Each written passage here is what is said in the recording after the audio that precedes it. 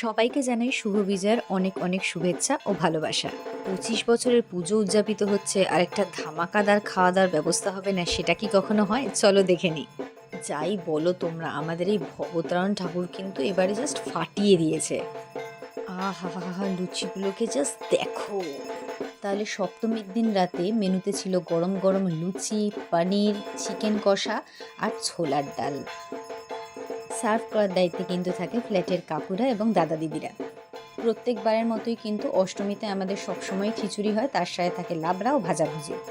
নবমীর দিন মাকে ভোগ দেওয়া হয়েছিল পোলাও দিয়ে, তার সাথে ছিল এই এত রকমের ভাজাভুজি, আর ছিল আলুর দম, পনিরের এই তরকারিটা, আর ছিল দারুণ গুড়ের এই পায়েসটা। ভোগের আয়োজন শেষ হয়ে যাওয়ার সঙ্গে সঙ্গেই রাত্রিবেলার খাওয়া দাওয়ার কিন্তু তোড়জোড় অলরেডি শুরু হয়ে গেছে। বলো তো এটা কিসের প্রিপারেশন নেওয়া হচ্ছে? হ্যাঁ, তোমরা একদম ঠিক ধরেছো। স্টার্টারে ছিল ভেজিটেবল চপ, আর তারপরেই ছিল the OG fried rice and chilli chicken. সপ্তমী থেকে দশমী অবধি খাওয়া দাওয়া হবে, অথচ তার মধ্যে একদিন বাঙালির প্রিয় চাইনিজ হবে না, সেটা তো হতেই পারে না, কি বলো? শুধু চাইছিলাম নবমীর এই রাতটা যেন না কাটে, কারণ তার পরদিনই কিন্তু মায়ের বিদায় বেলা। দশমীর রাতে মেনুতে ছিল বাসন্তী পোলাও আর মাটন। ভিডিওটা শেষ করব একটা কথা দিয়ে, আসছে বছর আবার হবে। সবাই খুব ভালো থাকুন।